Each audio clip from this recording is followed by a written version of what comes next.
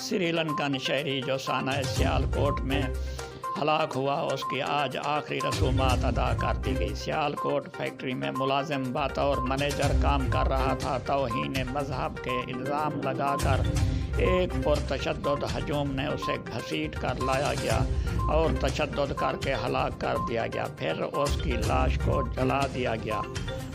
ماورائے عدالت کسی کو قتل کرنا ہمارا مذہب قطعاً اجازت نہیں دیتا۔ یہ حق ریاست کو حاصل ہے۔ توہین مذہب کا سخت قانون موجود ہے۔ پولیس نے مرکزی ملزم سمیت 90 افراد گرفتار کر لیے ہیں۔ آج مزید 8 ملزم گرفتار کر لیے گئے ہیں۔ دوستو، اب تک جو ہمارے چینل کو سبسکرائب نہیں کیا سبسکرائب کر دیں اور لائک کر دیں تاکہ ہر آنے والی ویڈیو آپ کو بر وقت ملتی رہے اور معلومات حاصل ہوتی رہے۔